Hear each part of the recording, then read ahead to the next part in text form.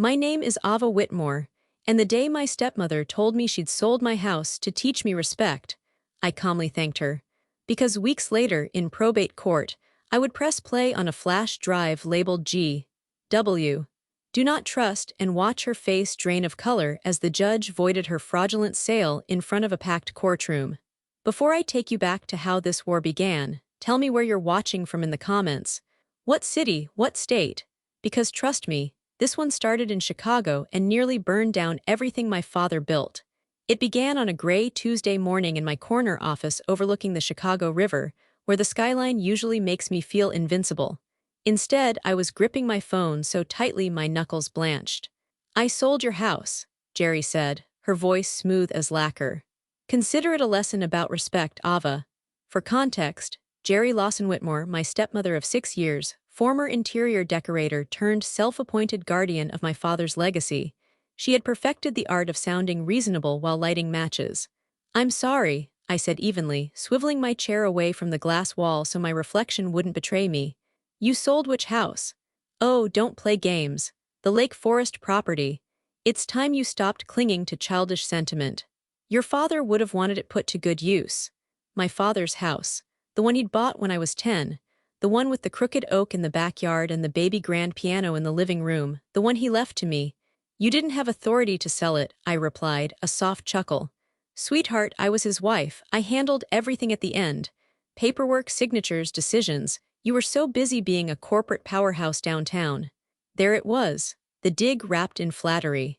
"I have buyers moving in next week," she continued. "Maybe this will remind you that family decisions aren't made by children. Children, I'm 34 years old. I built a tech consulting firm from a borrowed desk and a stubborn refusal to be underestimated. But in Jerry's voice, I was still inconvenient. "I see," I said. "Oh, I'm sure you do," she replied lightly. "Perhaps next time you'll show a little more gratitude." The line clicked dead. For a long moment, I just stared at the black screen of my phone. Then I opened my bottom desk drawer. Inside, beneath neatly stacked contracts, was a thick cream envelope sealed with my father's name in embossed navy ink. It had been delivered by courier 2 weeks after his funeral. I hadn't opened it. I told myself I wasn't ready. Now my fingers traced the edge. "Did you think I wouldn't fight back?" I murmured to the empty office. The skyline outside reflected steel and winter light. No warmth, just sharp angles and cold resolve. I pressed my intercom. "Maya, cancel my afternoon calls." My assistant, Maya Chen, 28, efficient and fiercely loyal, answered immediately. "Everything okay, Ava? Define okay." A beat of silence. "Do you need backup or bail money?" Despite everything, I almost smiled. "Backup and a driver." "On it." I leaned back in my chair and replayed the call in my mind. Jerry hadn't sounded nervous. She'd sounded triumphant. Which meant she believed she was untouchable. That was her first mistake. My goal crystallized with a clarity that steadied my pulse. I would expose whatever she'd done, every forged signature, every backroom deal, and I would take back my father's house publicly, legally, decisively. Not in whispers. Not in family arguments behind closed doors, on record. My phone buzzed again. "Jerry," I let it ring twice before answering. "Yes." "You didn't yell," she observed. "I expected fireworks." "I don't yell," I said calmly. "I litigate," she laughed. "You always did love a stage." "No," I replied softly. "I love the truth." Another pause, then her voice cooled. "Be careful, Ava, grief makes people irrational. And greed makes them sloppy," I said. Silence stretched between us, taut as wire. "Don't embarrass yourself," she warned. "Oh, Jerry," I said, glancing once more at the sealed envelope in my drawer. "You just did." I ended the call first. As I stood, smoothing the lapel of my navy blazer, I caught my reflection in the glass, composed, sharp, unreadable. Inside, though, something older than anger stirred. Not just rage, protection. My father had trusted me with something, I could feel it. And if Jerry thought selling my house would teach me respect, she was about to learn how I define it. That afternoon, I left my office not as a grieving daughter, but as a woman preparing for war, and I knew this was only the opening move. The same afternoon, I drove north to Lake Forest with the unopened letter in my handbag and a storm of restraint behind my ribs. The suburbs looked deceptively peaceful, bare trees, wide lawns, quiet wealth tucked behind stone gates. My father had loved this town, said it felt honest. I wondered what he'd think now. Mr. Alden's office hadn't changed in 20 years. Dark mahogany shelves, leather chairs that sighed when you sat down, the faint scent of old paper and lemon polish. He rose slowly when I entered. "Ava Whitmore," he said warmly. "You look exactly like him when you're about to argue." "Good afternoon to you too, Mr. Alden." For context, Richard Alden had been my father's estate attorney for 3 decades. He'd known me since I was in braces and arguing about curfews. We sat across from each other, the weight of unsaid things between us. "She sold it," I said without preamble. "The Lake Forest house." His brows knit together. "That's not possible." "She says she handled everything, signed everything." Alden removed his glasses, folding them carefully. "Jerry handled arrangements, yes, but ownership?" He shook his head. "No." I slid the cream envelope onto his desk. "This arrived after the funeral. I never opened it." He stared at it for a long moment.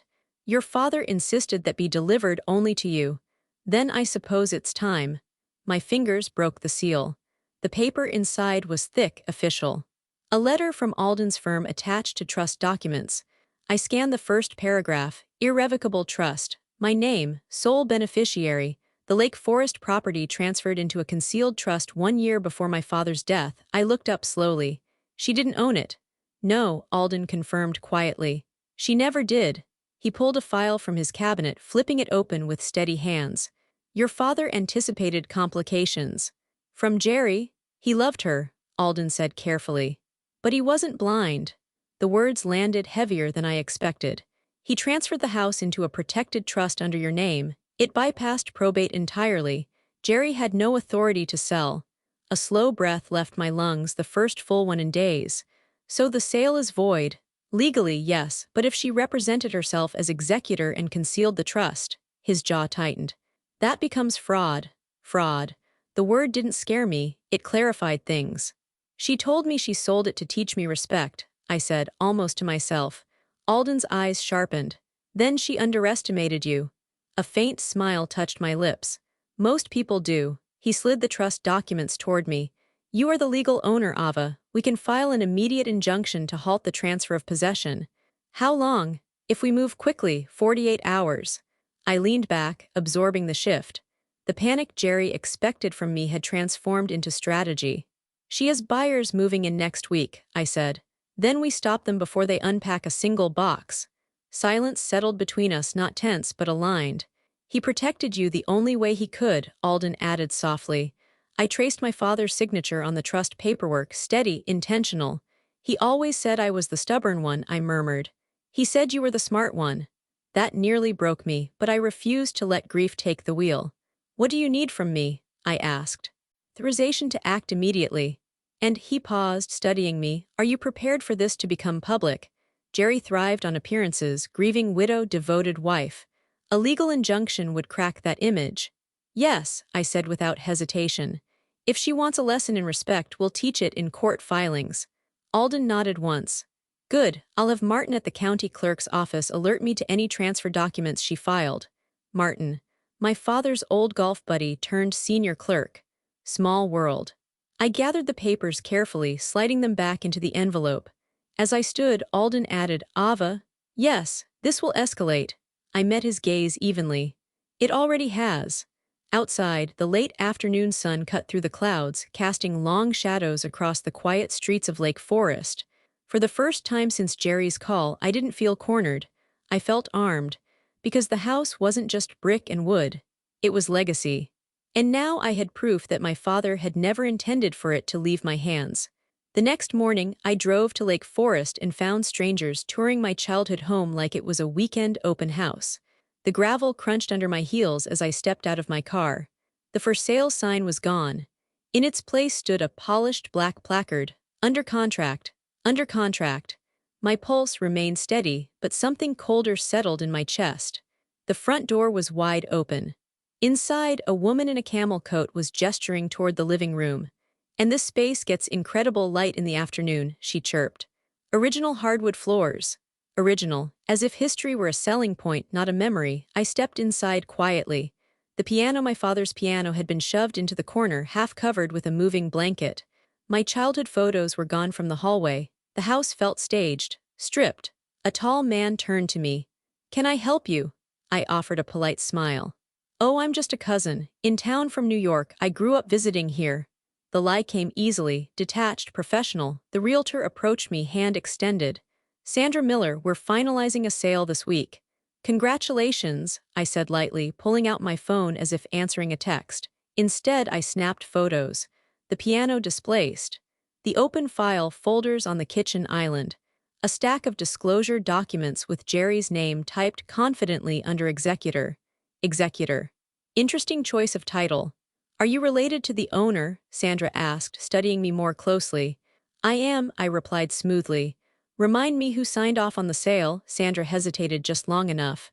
Mrs. Jerry Whitmore as surviving spouse. I tilted my head slightly. Of course she did. A couple wandered past us toward the dining room. Is the antique furniture included? The woman asked. Sandra smiled. Yes, most of it. Mrs. Whitmore was very generous. Generous. With what wasn't hers? I walked slowly through the house, heart steady, mind cataloging every change. Boxes lined the hallway. My father's study had been cleared. The framed photo of us fishing in Wisconsin was missing. I stopped at the oak tree outside the back window, still standing, still crooked. You okay? A male voice asked behind me. I turned. A younger man, late 20s, probably one of the buyers. It's just strange seeing it like this, I said softly. We fell in love with it immediately, he admitted. Feels solid, like it's meant to last. It is, I replied. It was built on very strong foundations. I met his eyes deliberately. And sometimes, I added, foundations reveal things people try to bury. He frowned slightly, confused. I gave him a reassuring smile and stepped past him. Back in the foyer, Sandra lowered her voice. If you're concerned about sentimental items, I'm sure Mrs. Whitmore would be open to arranging pickup. Oh, I'm not worried about that, I said calmly. I looked her directly in the eye. I'm more concerned about authority. Her smile faltered just a fraction. Authority, she repeated. Yes, I said pleasantly. It's such an important detail in real estate transactions, wouldn't you agree? A beat of silence. Well, everything has been handled legally, she said quickly. I'm sure you believe that. I slipped my phone back into my purse. Tell me, I continued, tone conversational, did anyone verify the trust status before drafting contracts? The word landed like a dropped glass. Trust status? She asked carefully. Never mind, I said, stepping toward the door. I'm sure your due diligence is impeccable. Outside, the winter air hit my lungs like clarity. Behind me, I could feel Sandra watching. Good. Let doubt bloom. I walked back to my car without rushing, without looking back. Inside, I finally allowed myself one slow exhale. They were confident, comfortable, which meant when the injunction landed, it would hit like a freight train. I dialed Alden as I started the engine. They're touring it, I said. Buyers, he asked. Yes, contracts drafted under Jerry's authority as executor. A sharp inhale on the other end. That complicates things. It also strengthens our case, I replied, a pause. You sound calm, he observed. I am, because anger is loud. Strategy is quiet. File the injunction, I said, and notify the brokerage that title is contested. I'll move immediately. As I pulled away from the house, I caught one last glimpse of the oak tree in the rearview mirror. This wasn't about sentiment anymore. It was about exposure. And for the first time, I sensed it clearly. Jerry hadn't just overstepped. She'd left fingerprints everywhere. By mid-afternoon, I was standing at the Lake County clerk's office, leaning over a polished counter while Martin Delgado squinted at his monitor. Martin had been my father's golf partner for 15 years, and more importantly, the kind of man who still believed paperwork should mean something. Ava Whitmore, he muttered, scrolling. I was hoping I wouldn't see your name in here under these circumstances. Same, I replied. The clerk's office buzzed with fluorescent lighting and low conversations, but around us the air felt tighter. Okay, Martin said slowly. I see a transfer filing initiated by Jerry Whitmore, listed as executor of the Whitmore estate. She was an executor, I said calmly. There's a protected trust. His eyes flicked up to mine. A trust? Yes, filed a year before my father's death. Irrevocable. Martin's expression shifted from routine curiosity to alert focus. Do you have documentation? He asked. I slid a copy of the trust across the counter. He adjusted his glasses and read silently, lips pressing into a thin line. Well, he exhaled, this changes everything. Behind us, someone dropped a stack of folders. The noise echoed like punctuation. She filed under false authority, Martin continued quietly. If the property was moved into trust prior to probate, she had zero standing to execute a sale. Can we stop it? I asked. He leaned back thinking, the deed hasn't been fully recorded yet, there's a window. How wide? 10 days, 10 days, it felt like oxygen. I can fast-track a temporary hold, he said. Restraining order on the transfer, that gives you exclusive legal control while the dispute is reviewed. I didn't hesitate. Do it, he nodded once. Your dad always said you were the one with sense. A faint smile touched my lips. He also said I was stubborn. That too. He began stamping forms with decisive thuds, the sound oddly satisfying. Once this is processed, Martin continued, no one steps foot in that house without your authorization. Good, because I'd seen the way they'd walked through it. Casual, entitled. Be prepared, he added. When this hits the brokerage, there will be noise. Let there be, I replied evenly. He handed me the temporary restraining order documents. You've got 10 days of breathing room. Use them wisely. I took the papers, the weight of them steadying. Outside, my phone buzzed. Unknown number, I answered. Ava Whitmore, a crisp female voice asked. Yes. This is Sandra Miller from North Shore Realty. We just received notice that the Lake Forest property transfer has been legally restrained. Care to explain? I'm the legal owner, I said calmly. There was a misrepresentation of authority, a pause. Mrs. Whitmore assured us. She is not the trustee, I cut in gently. Nor the beneficiary. Silence stretched. You're telling me this sale is invalid? Sandra asked, tension sharpening her tone. I'm telling you, I replied, that proceeding would expose your firm to liability. Another pause, I could almost hear her recalculating. We'll be contacting our legal department, she said stiffly. I encourage that, I answered. The call ended. Seconds later, another number flashed. Jerry. I let it ring once before answering. What did you do? She demanded. Her composure was thinner now. I protected what's mine. You blindsided buyers, you embarrassed me. You sold property you didn't own. I was his wife, she snapped, and I am his heir, breathing, sharp, controlled anger on her end. You think this is over, she hissed. No, I said quietly, I think it's just getting started. You're making a spectacle. You made a forgery. Silence. For the first time, she didn't have a clever reply. Contest the trust, I continued evenly. But read the fine print first. What fine print? She shot back. The clause that forfeits your remaining inheritance if you challenge it. That wasn't a bluff, I'd seen it in the documents. A small, involuntary intake of breath on her end. You wouldn't dare. I don't need to dare, I replied softly. It's already written. The power shifted then. Subtle but undeniable. You've always been dramatic, she said finally. And you've always underestimated me. She hung up first this time. I stared at the lake beyond the courthouse steps, the water gray and restless under the winter sky. 10 days. 10 days of control. 10 days to dig. Because something about her panic told me this wasn't just arrogance, it was fear. And fear meant there was more buried beneath the surface than a simple unauthorized sale. I slid the restraining order into my leather portfolio and walked toward my car, heels clicking against cold pavement. This wasn't revenge. It was exposure. And I was just getting warmed up. That evening, I met Liam O'Connor at a rustic cafe in Evanston, where the espresso was strong and the conversations were kept low on purpose. Liam had been my neighbor growing up, the boy who once broke his arm trying to impress me by jumping off our dock. Now he was a licensed property investigator with a reputation for finding what other people hoped stayed hidden. He slid into the booth across from me, snow melting on the shoulders of his wool coat. You look like you're about to dismantle a corporation, he said, studying my expression. Close, I replied. Just a stepmother, he winced. Ah, the most dangerous species. I almost smiled. For context, Liam O'Connor, 35, former Chicago PD analyst turned private investigator, methodical, loyal, quietly relentless.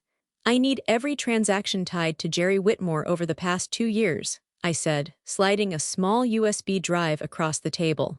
Property filings, Shell LLCs, unusual cash movements, anything. He didn't touch it immediately. This about the Lake Forest house. Yes, I heard the brokerage got served today. His brow lifted slightly. Fast work. I had help. And now you want proof she knew she didn't have authority. I want more than that, I said evenly. I want motive. Liam leaned back, folding his arms. You think this wasn't a spontaneous power play? I think she moved too confidently, I replied. And she's done this before, or she thinks she has something to hide. He studied me for a moment, then finally picked up the USB. What's on this? Copies of the trust, the restraining order, her recorded calls. His eyes flicked up. You recorded her. Chicago's a one-party consent state, I said calmly. I consented. A slow grin spread across his face. You haven't changed. No, I said softly. I've just stopped pretending. The waitress brought our lattes. Neither of us touched them. You know, Liam said, lowering his voice, if she misrepresented herself as executor, that's fraud. But if money changed hands before title clearance, that's criminal exposure, I finished. He nodded once. I'll start with corporate records, he continued. People like Jerry don't move money in their own name when they're planning something questionable. I need speed, I said. You'll have it. A beat of silence settled between us, comfortable but charged. Can I ask you something? He said carefully, always. Why didn't you open that letter sooner? The question landed gently, but it hit somewhere deeper. Because opening it meant accepting he was gone, I admitted. And as long as it stayed sealed, it felt like something was still waiting. Liam's expression softened. He trusted you with it. I know, and you're honoring that, I exhaled slowly. I'm trying. He reached for his coffee finally. Then let's make sure she regrets underestimating you. Outside, snow began falling light, almost delicate. Discretion matters, I added. If she suspects I'm digging, she'll start covering tracks. She already suspects, Liam said dryly. You froze her sail. Then let her panic. He chuckled under his breath. You sound like you're enjoying this. I'm not, I said truthfully, but I won't be bullied out of what's mine. He studied me one last time. You always hated losing. I don't mind losing, I replied quietly. I mind injustice. He raised his cup slightly in acknowledgement. To injustice, then, I lifted mine. To exposure. As we left the cafe, Liam paused beside my car. I'll call you within 48 hours, he said. If she's buried something, I'll find it. I know you will, he hesitated. Be careful, Ava. People who manipulate paperwork don't like sunlight. Good, I said, unlocking my car. Because I just opened every curtain. Driving back to Chicago, the city lights shimmered against the dark lake. Calm on the surface. But underneath, currents were shifting. I had legal control for 10 days, I had documentation. And now I had someone digging. Jerry thought this was about pride. It wasn't, it was about pattern. And patterns, once exposed, tend to unravel everything attached to them. That night I returned to Lake Forest alone, armed with a restraining order and a key my father once hid behind the shutters in case you ever lock yourself out. The house sat dark now. Silent. The tour signs were gone. No strangers inside. I unlocked the front door slowly and stepped in. The air felt different without the staged lighting and forced enthusiasm of buyers. It felt paused. My heels echoed softly against the hardwood floors as I walked through the foyer. I ran my fingers over the banister my father had refinished himself one summer, refusing to hire contractors because, as he used to say, if it matters, you do it yourself. I'm doing it myself, Dad, I murmured. Upstairs, the attic door waited at the end of the hall.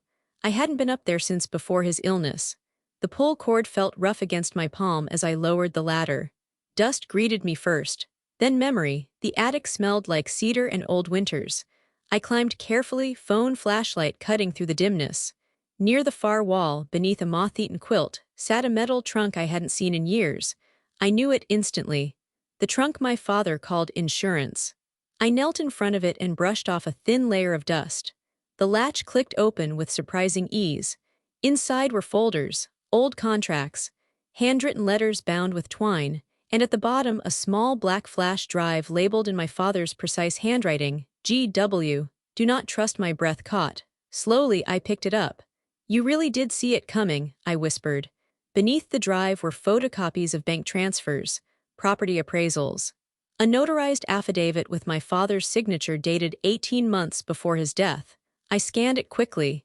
It referenced concerns regarding financial discrepancies tied to Jerry Whitmore. Discrepancies. The word felt almost gentle compared to what this implied. I sat back on my heels, heart steady but heavy. This wasn't paranoia. It wasn't grief talking. He had known. Carefully, I gathered everything into my leather portfolio. Just as I was closing the trunk, headlights swept across the attic window. I froze. A car engine idled outside. Slowly, deliberately, I climbed down the ladder and moved toward the front window. A sleek silver Mercedes sat at the curb, Jerry, of course. The front door handle rattled. Then again, I stepped into the foyer just as her voice floated through the wood. Ava, I know you're in there, calm, controlled, slightly strained. I unlocked the door but didn't open it fully. What are you doing here? She asked, scanning my face. I could ask you the same. Her gaze flicked past me into the house. You're trespassing. I raised one eyebrow. On my property, her jaw tightened. You humiliated me today, she said sharply. Do you have any idea what that does to my reputation? Selling something you didn't own does worse. Her eyes flashed. You think you're clever because you found paperwork. I think you miscalculated. She took a step closer. Your father trusted me. He also created a concealed trust. Silence. Her composure slipped for half a second. He was ill, she said. He didn't always think clearly.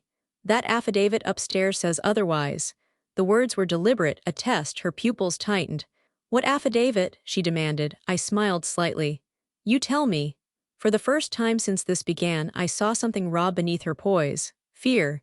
You've always been dramatic, she said again, but the line lacked conviction. And you've always been greedy, I replied quietly. She inhaled sharply. Careful. No, I said, stepping fully outside and closing the door behind me. You should be. We stood there under the pale wash of porch light, two women bound by the same man but divided by everything else. You don't understand how complicated things were at the end, she said, voice lowering. There were debts. Whose debts? She didn't answer. Instead, she straightened her coat. This can still be resolved privately. Not anymore. What do you want? She asked tightly. The truth. Her laugh was brittle. Truth is expensive. So is fraud. The word hung between us like a blade.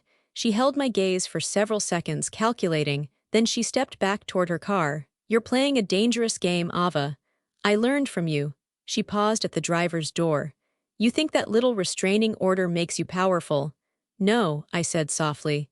Evidence does. Her face hardened. Be very sure, she warned, that you want this war. I watched her slide into the Mercedes.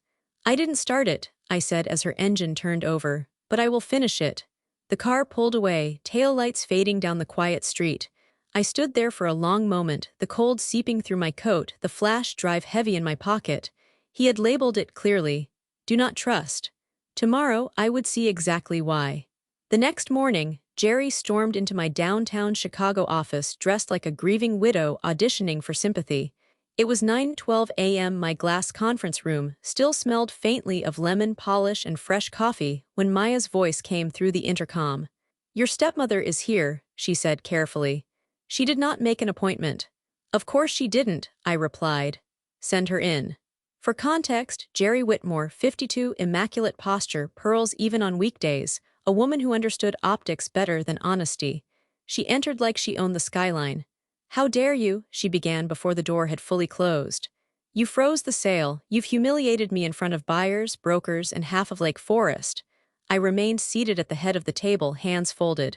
Good morning to you too. Don't patronize me. I'm not, I said calmly. I'm documenting. Her eyes narrowed. Documenting. Everything you say from this moment forward. A flicker of caution passed across her face. She took a seat without being invited. You've turned this into a spectacle, she said, lowering her voice as if that made her reasonable. After everything I did for your father. You mean after everything he did for you? She ignored that. You're painting me as a criminal, she continued. Do you have any idea how that looks? Yes, I said evenly. It looks like someone misrepresented legal authority to sell property she did not own. Her jaw tightened. He trusted me to handle the estate. He created a trust to bypass you, I replied. Silence fell hard. You don't understand the pressure I was under, she said finally. There were obligations. To whom? I asked. She hesitated just a beat too long. You're naive about finances, Ava. I almost smiled. Try me. She leaned forward, lowering her tone into something conspiratorial. Your father had investments that didn't perform. There were liquidity issues. I had to stabilize things. By selling my house, by managing assets strategically. You mean illegally.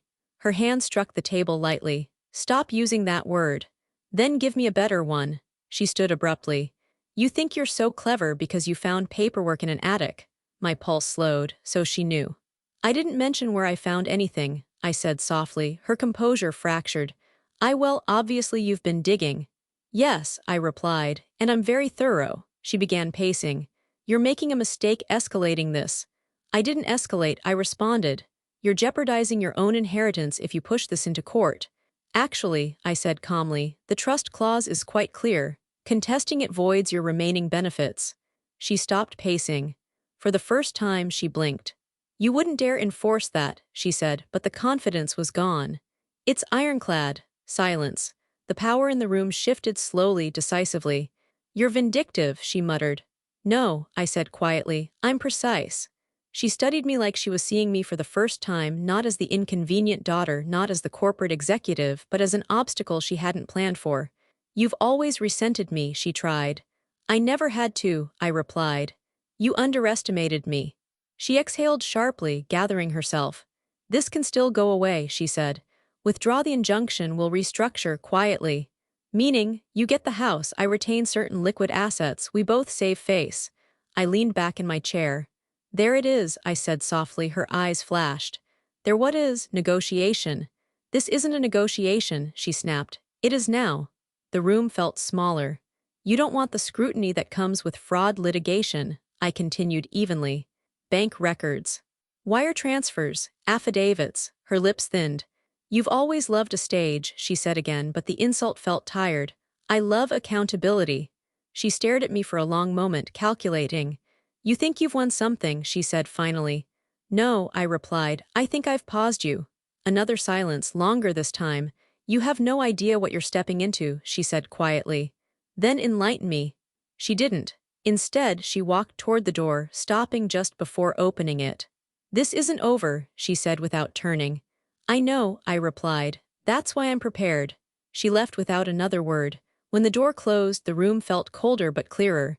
Maya stepped inside moments later. Do I need to call security next time, she asked. Not yet, I said. She looked rattled. She is. Maya studied me carefully. And you? I allowed myself a slow breath. Focused. Because now I knew two things for certain.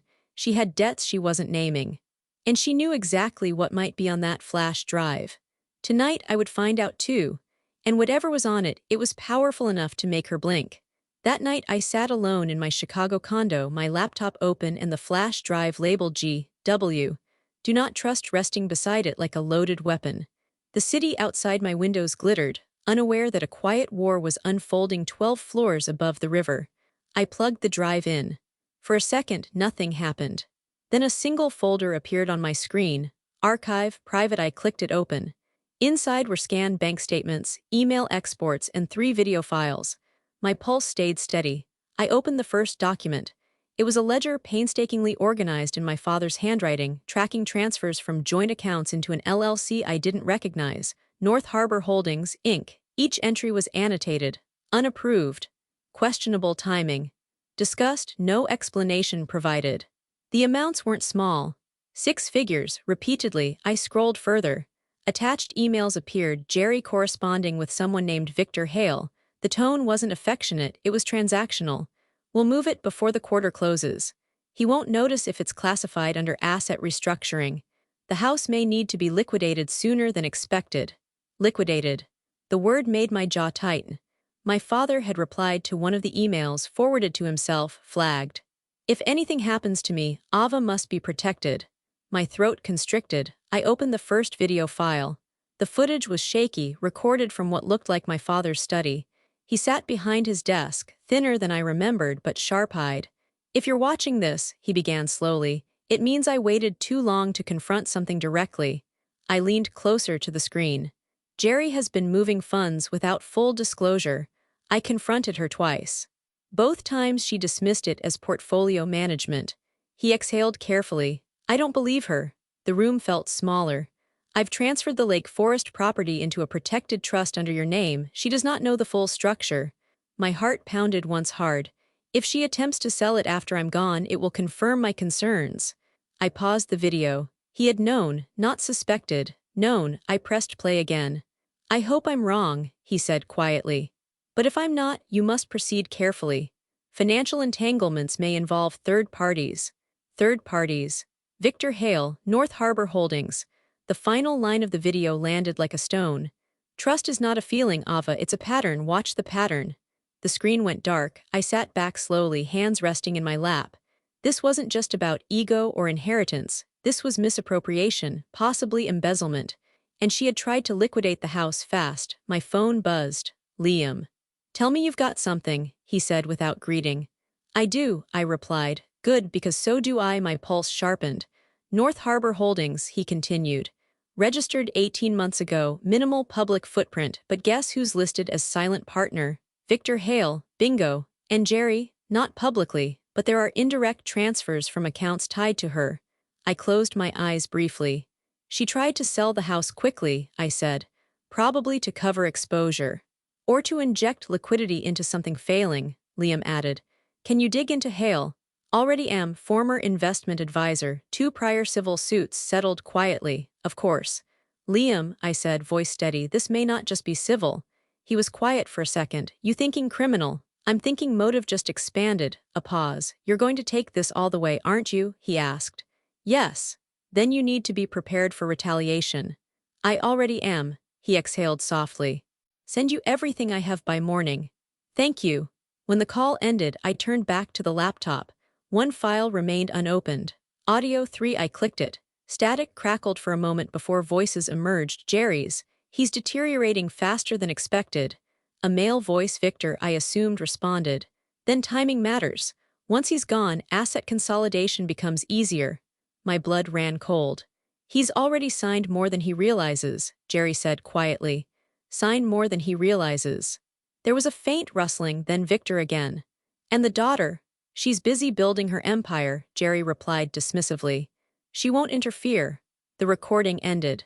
Silence filled my condo. I stared at the screen, something inside me settling, not into rage but into clarity. This wasn't a family dispute. This was premeditated financial manipulation during my father's illness. She hadn't just underestimated me. She had gambled that I would never look. I closed the laptop slowly. Outside, the Chicago skyline shimmered under winter stars. Inside, I felt something shift permanently. This was no longer about stopping a sale. It was about exposing a pattern. And patterns, once documented, don't disappear quietly. Tomorrow, I would call Donna Hands, my litigation attorney, because this war had just changed categories, and Jerry had no idea how much evidence I was holding. The next morning, 2 moving trucks pulled up to the Lake Forest house like nothing had happened. I was on my second call with Donna Hands, my litigation attorney, when Maya's voice cut through my office speaker. Ava, she said carefully, you might want to turn on channel 7. I muted Donna and grabbed the remote. There it was, a live shot of my childhood home. 2 branded moving trucks. A small crowd of neighbors gathering on the sidewalk. And standing stiffly near the front gate, Jerry, in oversized sunglasses, gesturing dramatically. What is she doing? Donna asked through the phone. She's escalating, I replied. I turned the volume up. A reporter's voice carried over the scene. Sources say the property transfer has been legally contested, but buyers claim they were promised full access today, including antique furnishings. One of the buyers, the tall man I'd met, was speaking to camera. She assured us the heirlooms were included. Under the table, she said we could work something out separately. Under the table, my jaw tightened. Right on cue, a county marshal stepped forward and handed paperwork to the movers. Cease and desist. The restraining order Martin had fast-tracked. The marshal's voice carried faintly. You are ordered to halt all activity on this property immediately. The crowd murmured. Jerry's posture stiffened. This is harassment, she snapped loud enough for the microphones to catch. My stepdaughter is emotionally unstable. She's manufacturing conflict. I exhaled slowly. She's making this public, Donna observed. She already has. The camera zoomed in as one of the movers shrugged and began unloading boxes back into the truck. The buyers looked confused, angry. She promised us the piano too, the woman shouted. Said we could purchase it privately, the piano, my father's piano. Donna went quiet for a moment. If she offered assets not legally hers, she said carefully, that's additional exposure. I have recordings, I replied evenly. I suspected you might. Screen, Jerry turned toward the reporter, voice rising. This is a personal vendetta, she insisted. Ava is trying to punish me. The reporter pivoted smoothly. Mrs. Whitmore, are you aware that court documents state the property is held in an irrevocable trust under your stepdaughter's name? For the first time, Jerry faltered visibly. She recovered quickly. That document is being contested. Lie, I felt it like a physical shift. She's gambling that confusion buys her time, Donna said. Not this time. My phone buzzed Liam. You seeing this? He asked. Yes, she's panicking. She offered heirlooms under the table, I said. Good, he replied darkly. That's not just fraud, that's desperation. On television, the marshal finished posting official notices on the front door. The camera caught Jerry's final outburst. You're ruining your father's legacy, she shouted toward the house. I stood slowly, walking toward my office window overlooking the Chicago River. No, I murmured under my breath. I'm protecting it, Donna's voice sharpened. Ava, this just moved from contained dispute to reputational crisis. Reporters will start calling. Let them, you're certain? Yes, because control of the narrative mattered now. She tried to sell what wasn't hers, I continued. And she did it publicly, Donna exhaled. Then we escalate. There it was, the word hung heavy but right. We file the fraud claim, I said. And prepare for counter-allegations, she added. I'm ready. The news segment ended with footage of the trucks pulling away under court order, neighbors whispering, reporters circling. Public now, messy, explosive, but something inside me felt steadier than ever. She had tried to shame me into silence. Instead, she'd handed me witnesses. I turned back to my desk, picking up the flash drive once more. Respect, I whispered softly. She wanted to teach me a lesson. Instead, she just broadcast her own. And this time, I wasn't just reacting. I was building a case. That afternoon, I sat across from Donna Hands in a glass-walled conference room, the city humming below us while we prepared to pull the pin. Donna, 46, razor-sharp and allergic to incompetence, flipped through the printed transcripts from the flash drive. She knew, Donna said flatly. The audio alone establishes intent. She discussed timing around my father's decline, I replied, and asset consolidation. Donna's jaw tightened. That phrase will not play well in court. I leaned forward. If we escalate, she'll claim I'm attacking a widow. She already is, Donna said dryly, sliding her phone toward me. An online article filled the screen. Local businesswoman in bitter family feud over estate below it, a carefully curated photo of Jerry looking grief-stricken. She's leaning into optics, Donna continued. So we lean into documentation. What are the risks? I asked. Discovery cuts both ways. Your finances, your firm, everything could be examined. I held her gaze. I have nothing to hide. Good, she said, because once we file fraud and breach of fiduciary duty, there's no quiet resolution. Silence stretched between us. I thought about my father's video, watched the pattern. She tried to sell heirlooms under the table, I said. There were third-party transfers, an LLC, a silent partner, Donna nodded. Then we don't just file civil fraud, we notify the state attorney's office. That shifted the air. Criminal? I asked. Potentially. At minimum, it increases pressure. My phone buzzed again, unknown number, I answered. Ava Whitmore, a male voice asked nervously. Yes, this is Victor Hale, I think we need to talk.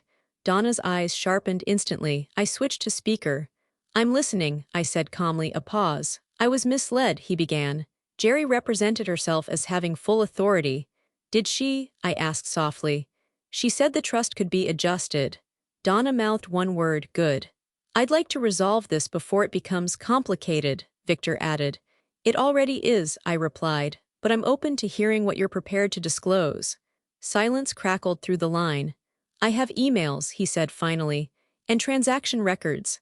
Donna leaned back, a slow smile forming. The pattern was cracking. Send them to my attorney, I said evenly. Today, when the call ended, Donna exhaled. He's protecting himself. He should, I replied, because now the narrative was shifting again. Jerry thought she controlled the stage, but her own partner had just stepped into the light. And once someone starts talking, the rest usually follows. That weekend, Jerry called me to the Lake Forest house to talk privately. The audacity almost impressed me. I arrived just before dusk. The house stood quiet again, court notices still taped to the front door like scars. Jerry waited on the back patio, wrapped in a cream coat, a glass of untouched wine beside her. You came, she said, as if surprised. You said you wanted to resolve this, I replied, taking a seat across from her.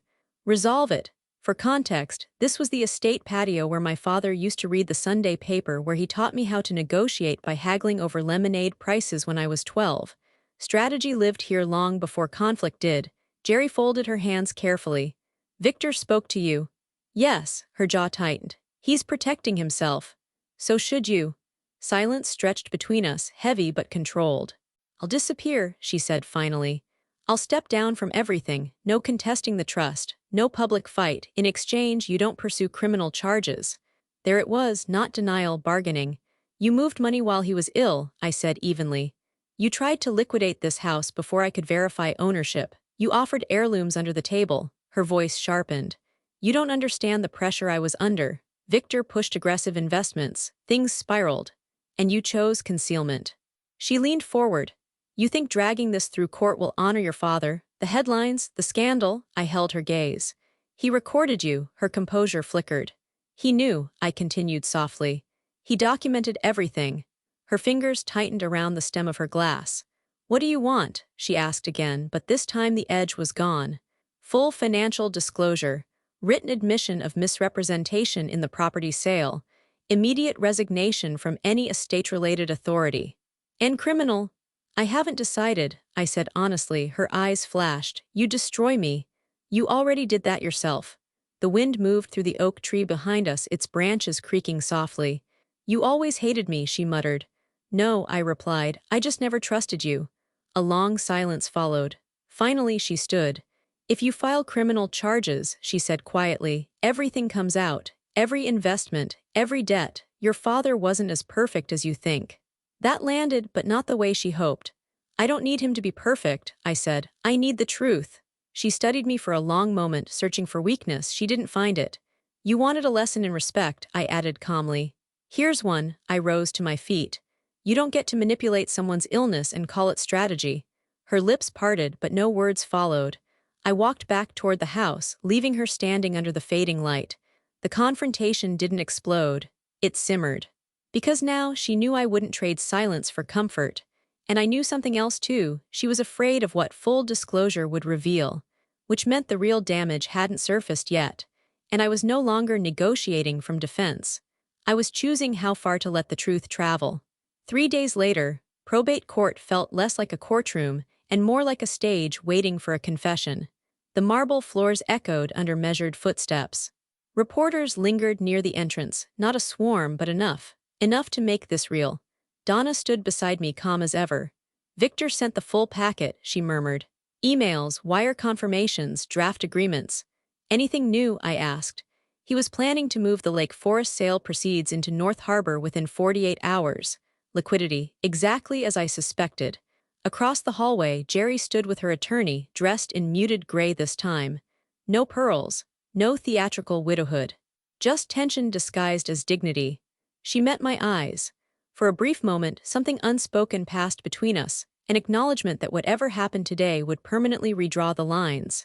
Inside the courtroom, the air felt still. When our case was called, Donna rose first.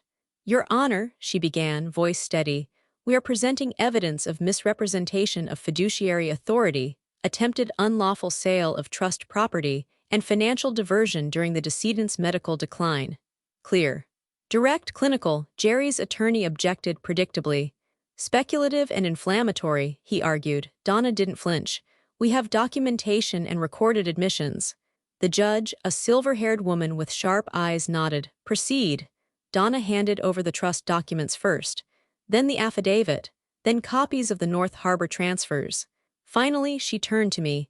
Ms. Whitmore, you have supplementary evidence? I stood. My heels clicked once against the floor as I approached the clerk's desk. Yes, Your Honor. I inserted the flash drive into the court's display system. The room dimmed slightly as the screen flickered to life. The video of my father filled the monitor. If you're watching this, his voice echoed softly through the courtroom, it means I waited too long to confront something directly. Jerry's composure cracked, not dramatically, but unmistakably. The audio clip followed. He's deteriorating faster than expected. Victor's voice. Then timing matters. A sharp intake of breath rippled through the small audience. Jerry's attorney leaned toward her, whispering urgently, The judge's expression hardened as the recording ended. "Mrs. Whitmore," she said evenly, "do you contest the authenticity of these materials?" Jerry opened her mouth, closed it. For the first time since this began, she had no stage. "No, Your Honor," her attorney said quietly instead. "We request time to negotiate settlement." The gavel struck once. Temporary injunction remains in effect. Full accounting ordered within 14 days. The sound reverberated like thunder. It wasn't a final verdict, but it was decisive. As we exited into the marble hallway, reporters surged slightly closer. Jerry's voice broke through the echo. "You didn't have to humiliate me." I turned to face her fully. "You sold my house," I said calmly. "And you gambled on my silence." Her eyes shimmered, not with remorse, but with the weight of exposure. "This isn't over," she whispered. "No," I agreed, "but it's honest now." I walked down the hallway without looking back. For the first time since the phone call in my Chicago office, I felt something settle, not victory, not relief, control. She had tried to teach me a lesson about respect. Instead, I demonstrated what it looks like when boundaries are enforced publicly. And the real reckoning, it had only just begun. 14 days later, the full accounting arrived, and it was worse than I imagined. Donna laid the audited report across my conference table. "Unauthorized transfers totaling $1.8 million, she said quietly. "Some recoverable, some not." North Harbor Holdings was already dissolving. Victor Hale had filed a sworn statement admitting Jerry authorized accelerated asset movement during my father's final months. Pattern confirmed. Jerry didn't attend the final probate hearing. Her attorney submitted a signed settlement instead. Resignation from all estate authority, repayment schedule for diverted funds, permanent forfeiture of any claim against the trust. When the judge declared the Lake Forest sale officially void, the gavel felt final this time. Outside the courthouse, reporters waited. "Ms. Whitmore, do you have a statement?" I paused only briefly. "My father built his legacy on integrity," I said evenly. "This house stays in the family, and so does the truth." That evening, I stood alone in the Lake Forest living room. The piano was back in its place. The oak tree swayed outside the window. Respect isn't demanded, it's enforced. And I had just made that very clear.